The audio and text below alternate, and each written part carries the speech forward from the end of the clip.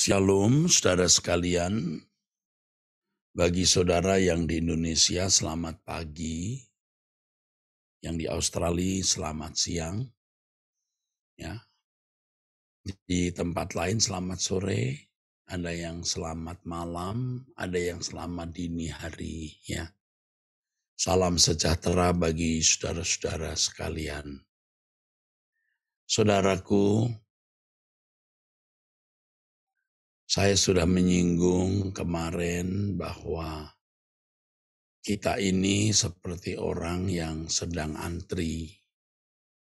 Kita itu antri ke kuburan, antri masuk peti mati, antri menghadap tahta pengadilan Allah. Dan itu suatu kepastian, saudara. Bukan bisa iya, bisa tidak, tetapi kepastian. Kalau hal tersebut merupakan kepastian, saudara, mestinya setiap hari kita juga melakukan hal-hal yang mutlak, yaitu mempersiapkan diri menghadapi momen kematian tersebut.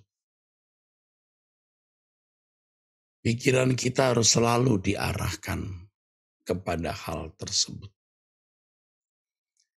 Jangan berpikir ini satu hal yang berlebihan. Karena firman Tuhan sendiri, saudaraku, berkata, ini firman Tuhan ya, bukan firman Erastus Sabdono ya. Firman Tuhan mengatakan, karena itu kalau kamu dibangkitkan bersama dengan Kristus, carilah perkara yang di atas, di mana Kristus ada duduk di sebelah kanan Allah. Kalau Tuhan Yesus tidak mati di kayu salib, semua orang itu antri masuk neraka, sudah pasti masuk neraka.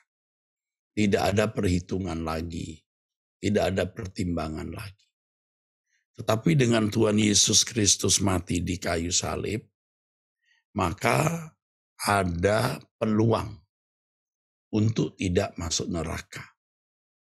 Bagi orang-orang di luar Kristen, yaitu orang yang tidak mendengar Injil, karena memang belum hidup pada zaman Injil atau sudah hidup pada zaman Injil ini, zaman penggenapan tapi tidak mendengar Injil, atau salah mendengar Injil, karena memang bukan umat pilihan.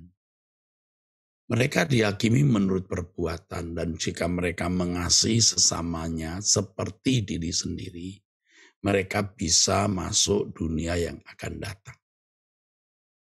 Tetapi bagi kita orang percaya, bicara mengenai kerajaan surga itu bicara mengenai menjadi anggota keluarga kerajaan Allah.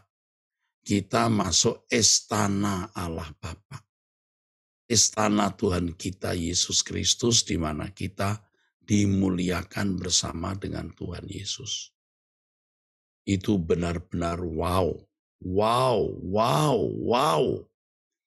Itu yang mestinya menjadi obsesi kita, cita-cita, kerinduan kita, saudara. Sebab apapun yang bisa kita miliki di dunia ini dan bisa kita nikmati itu sementara. Ya. Tidak jarang yang kita bisa miliki di bumi dan manusia nikmati malah membawanya kepada kebinasaan. Lebih baik tidak memiliki sesuatu itu dan tidak menikmatinya daripada memiliki dan menikmatinya akhirnya terhilang untuk selama-lamanya. Firman Tuhan mengatakan dalam kitab Kolose ini kita telah dibangkitkan, berarti kita telah mati sebelumnya. Iya. Mati artinya kita pasti masuk neraka. Nah sekarang kita ada kemungkinan untuk tidak masuk neraka. Dan bagi kita orang percaya itu, umat pilihan itu untuk menjadi anak-anak Allah.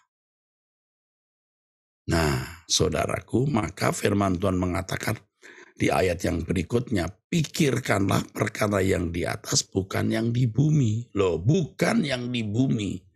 Jelas, kita harus benar-benar menjadi rohani.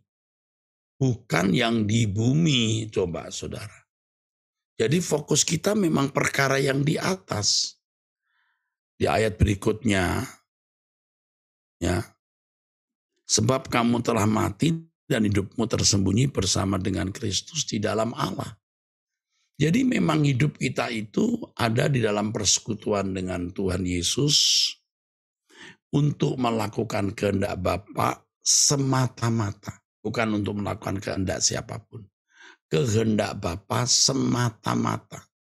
Itu artinya tersembunyi bersama dengan Kristus. Jadi tidak lagi hidup menurut cara anak-anak dunia yang pernah kita jalani dulu. Saya sendiri walaupun pendeta, ya Erastus Sabdono ini juga sebenarnya hidup wajar seperti anak dunia. Cuman bedanya menjadi pendeta. Tetapi pada prinsipnya tidak beda dengan dunia atau tidak beda jauh. Sekarang kita mau berbeda. Kita memiliki hidup yang bersembunyi, yang tersembunyi bersama dengan Kristus di dalam Allah. Jadi tidak ada lagi keinginan untuk menikmati dunia, tidak boleh lagi memiliki keinginan untuk memiliki banyak demi perasaan lebih bahagia, lebih lengkap, lebih prestis, lebih terhormat. Waduh, ini anak setan, saudara. Kalaupun kita bekerja, kita mencari uang sebanyak-banyaknya menjadi kaya karena kita mau menopang pekerjaan Allah.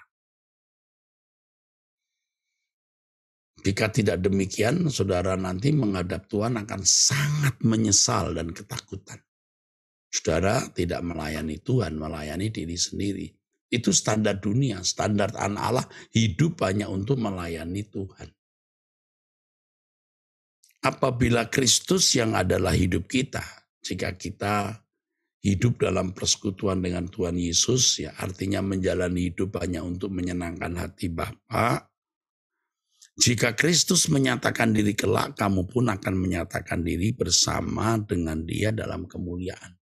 Sekarang kita saling tidak kenal dengan baik satu dengan yang lain, dan memang kita mungkin tidak perlu kenal satu dengan yang lain. Artinya tidak berhak untuk menghakimi dan menilai orang. Tetapi suatu hari nanti setiap orang akan dinyatakan.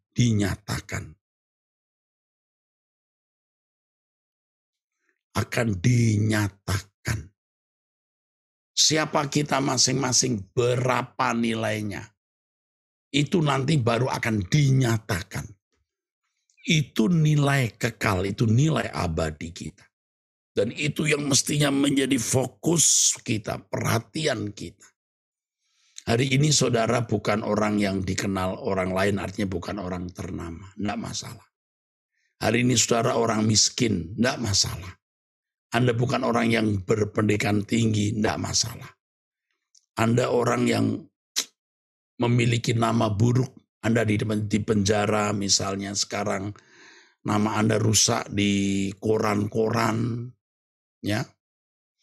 Anda dikenal sebagai koruptor misalnya, memang karena saudara telah melakukan kejahatan itu. Tetapi Anda bisa bertobat. Tuhan mengampuni dan Allah melupakan.